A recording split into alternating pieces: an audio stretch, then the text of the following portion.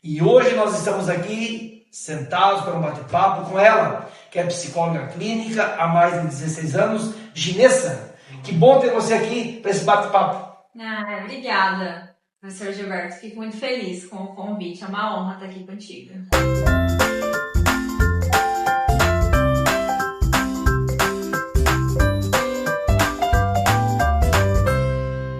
Luto, do grego, significa luto, que é perca de alguma coisa muito importante. Essa palavra ela está muito inserida em nossas sociedades. O luto não propriamente significa apenas a perda do ente querido, mas sim de muitas coisas importantes que a pessoa tem. Já vamos começar esse bate-papo, Ginessa. Como eu faço quando encontro alguém que eu não consegui ir no funeral dessa pessoa, desse meu amigo, e aí eu vejo alguém da família? Como abordar essa pessoa? Como conversar com essa pessoa? Eu toco no assunto, deixo a pessoa falar propriamente? Como proceder com as pessoas, com familiares, quando esses perdem um ente queridos? Como proceder com essas pessoas? É uma boa pergunta, viu, professor? Porque, assim, o luto, ele é muito individual, né? Certo. A gente precisa considerar que cada pessoa, ela lida de uma forma.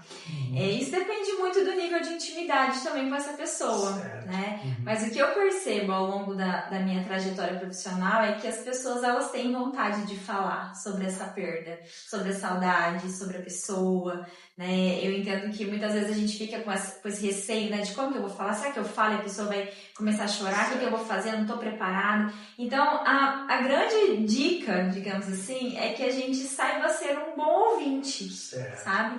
Então, eu perguntar para essa pessoa: oi, como você tá? Como Certo. você tem se sentido? Como tem sido os últimos dias? Se você quiser conversar, me manda uma mensagem, eu tô aqui. Se colocar disponível para a pessoa, Certo. tá? Porque a gente precisa ver também qual que é a abertura que a pessoa vai dar para isso, né? Respeitar o momento. Porque muitas pessoas acabam assim, preferindo não falar nada, porque eu não sei como que a pessoa vai reagir, tal. E aí a gente deixa aquele negócio no ar, né? O luto, a morte em si é um assunto que a nossa sociedade não tem o hábito de conversar. Certo. E é algo muito importante, porque a gente precisa conseguir se comunicar melhor, a gente precisa conseguir ser ouvidos melhores para essas pessoas que estão em sofrimento, porque é importante, né? E com relação agora a faixas etárias, o que você me diz quando falece alguém, né, na morte de um ente querido das pessoas, com relação a criança, adolescente, eu tenho percebido assim que na nossa sociedade parece que os pais, na tentativa de proteger os filhos, me parece, a impressão que eu tenho, me corrija aí, me ajude, é que muitas vezes os pais não querem levar as crianças, os adolescentes para os funerais. Eu estou falando agora de pessoas próximas mesmo. Parece que eles não querem que a criança tenha evitar algum tipo de sofrimento. Isso até que ponto é saudável? Leva, não leva?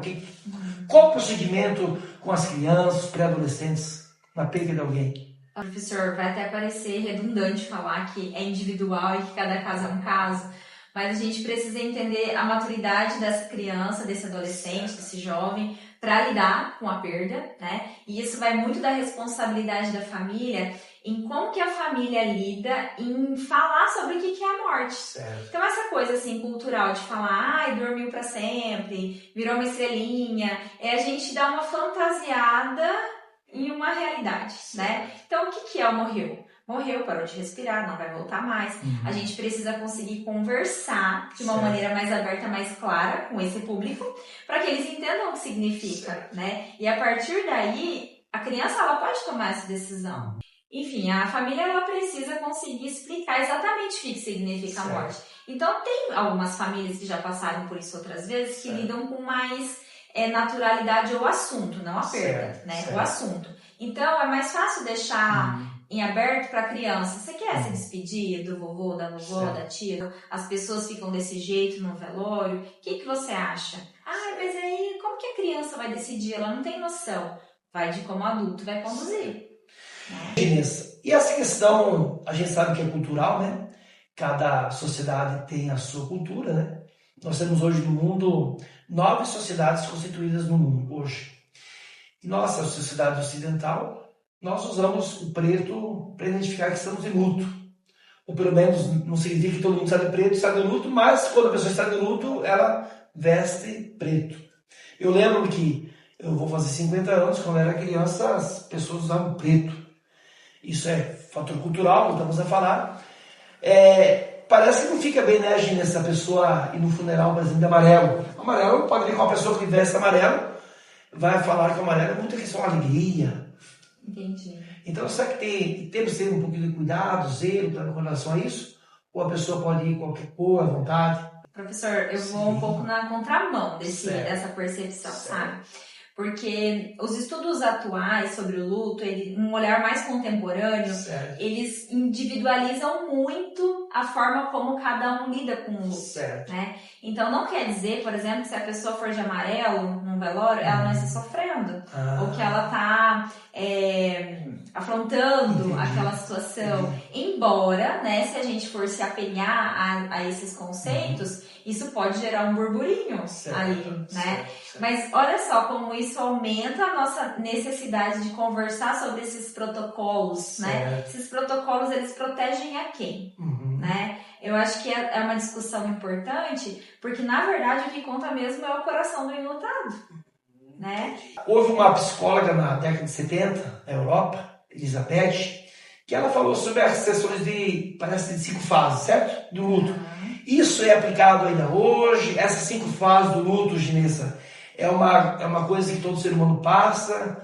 Fala melhor para nós isso, quais são as fases?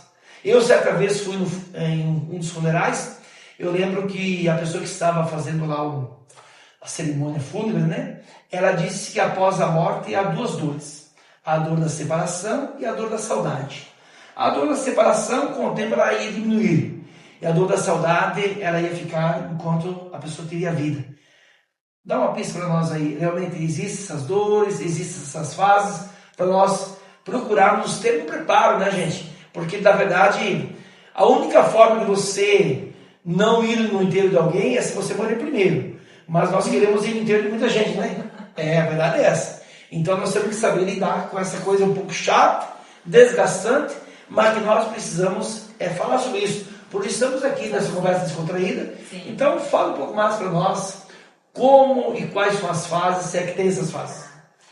Acredito que assim, quem se interessa pelo assunto, né, e quem está aqui assistindo a gente, com certeza já ouviu falar sobre essas 5 fases do luto, né?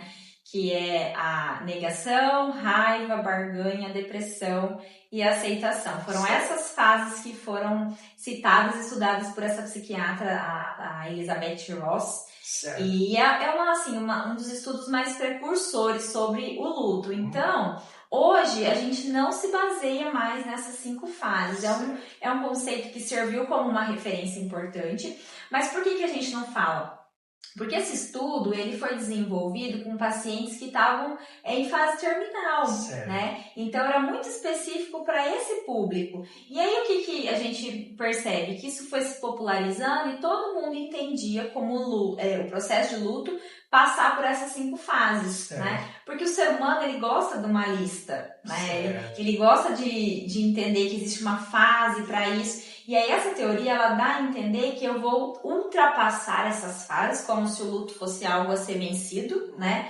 Que eu vou ultrapassar até chegar lá e eu vou ficar bem. Certo. E não é isso que acontece, né? Isso pode não acontecer com algumas pessoas. Não, a gente pode sentir todas essas emoções ao mesmo tempo, raiva, tristeza, depressão, barganha, aceitação, ao mesmo tempo que eu sinto alegria também. Certo. Olha como que o luto ele é contraditório, né? Eu me sinto triste pela perda, mas eu também me sinto feliz às vezes de ver uma gracinha de um filho. Daí eu já fico com remorso porque eu tô me sentindo feliz, mas na verdade eu deveria estar triste. E aí quando nós falamos sobre a importância da gente conversar sobre esse assunto, é a gente desmistificar esses conceitos. A gente precisa fazer. As teorias mais contemporâneas aí de luto, elas gostam de falar como se fosse... De falar não, né? De trazer a compreensão como se fosse um pêndulo, sabe? Uma visão dual da coisa, que tem a ver com a dor e a necessidade de reorganização da vida.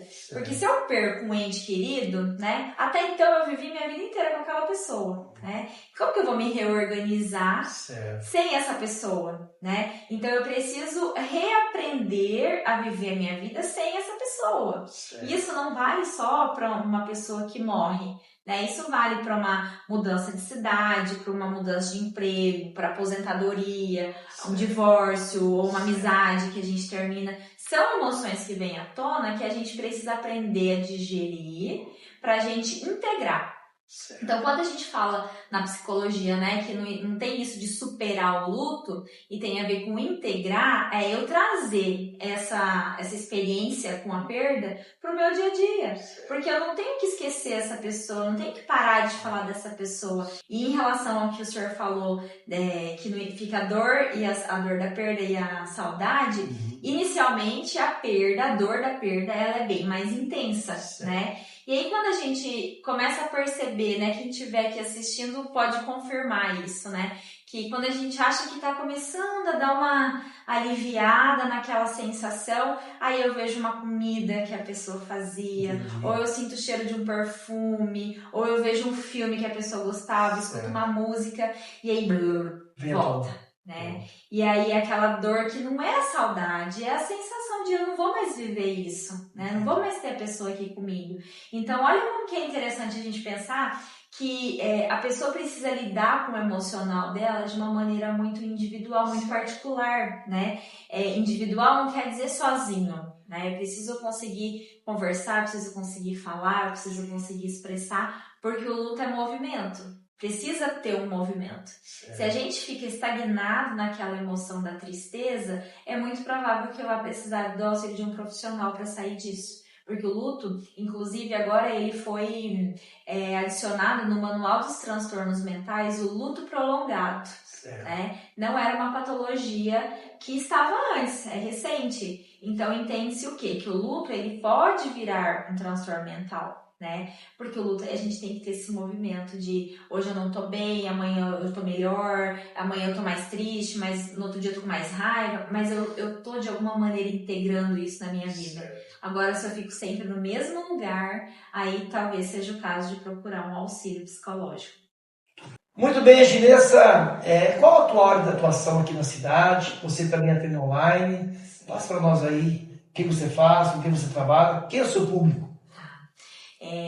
Desde que eu saí da faculdade, eu já fui para a área clínica, né? Fui me especializando, fazendo os meus cursos, minhas pós-graduações, sempre direcionado para a área clínica, que é o que eu realmente gosto de fazer. Então, eu já atendi todo o público, mas de um tempo para cá, de uns anos para cá, eu fui afunilando e direcionando a abordagem para mulheres, né? Então, hoje eu faço atendimento online, faço presencial aqui em Sorriso, na Clínica Lavita, que é na Avenida Brasil, aqui na nossa cidade. E eu atendo mulheres que, assim, têm alguma demanda específica. Ginessa, eu preciso melhorar nesse ponto. Ou eu tô passando por uma situação de luto, tá difícil assim, assado. Ou então, eu preciso melhorar minha comunicação. Eu tenho alguma situação no meu passado que eu acho que tava bem resolvida e agora não tá. Isso às vezes vem à tona. Tenho dificuldade de lidar com os meus filhos. Então, assim, são as demandas aí do universo feminino, que são vários, são muito complexos, né? E, assim, claro, não posso deixar de mencionar a questão da depressão, transtornos de ansiedade. E também a gente tem um público que vem em busca de um autoconhecimento melhor, de conseguir potencializar o que tem de qualidade, de desenvolver habilidade. Tem uma frase que eu gosto muito, que agora eu não lembro quem que é o autor ou a autora, que fala assim, que o buraco da perda, do luto, ele nunca vai ser preenchido, mas que a vida nova crescerá ao seu redor, né? Então, eu acho que tem muito a ver com o que nós falamos aqui, né? De validar essa dor, essa perda, mas a gente reaprender a viver. Ginessa, fala os seus contatos, você tem Instagram, Facebook, Twitter, fala pra nós aí onde encontramos a Ginessa? No Instagram, hoje em dia tudo é Instagram, né, professor? Isso. O meu Instagram é @psicoginessa, Ginessa com J, meu nome é difícil, né? O professor que sabe, né? Direto dá umas traquinhas aí. Mas lá no meu Instagram eu coloco todo o conteúdo feminino, todo dia a gente tem conteúdo aí falando sobre emoções, falando sobre as demandas, né, do nosso dia a dia. Muito bem, estamos finalizando mais um Socializando. Eu sei que hoje o assunto foi um pouco, talvez um assunto que não deu tanta repercussão para você que está assistindo, mas ele é necessário, não é, Ginessa? tivemos um bate-papo legal com a Ginessa, leve, e gostaria que você aí que conhece alguém, que perdeu alguém, você poderia talvez indicar esse assunto, essa aula, esse bate-papo para a pessoa, pode mandar um link para essa pessoa, para ela ter mais alguma coisa para ajudá-la talvez a superar, a passar esse momento, essa fase. Alguém disse certa vez, aquele que para o seu tempo viveu, para todos os tempos viveu. Então a vida é uma só, temos que aproveitar, né, Ginesa? Vivê-la bem, na sua plenitude, porque ontem já passou, amanhã vai nascer, e o único dia que nós estamos é hoje. Muito bem, obrigado pelo seu bate-papo, obrigado pela sua presença, e as portas sempre estão abertas aqui do Socializando, beleza? Muito obrigado, Ginesa. Obrigada. Um abraço.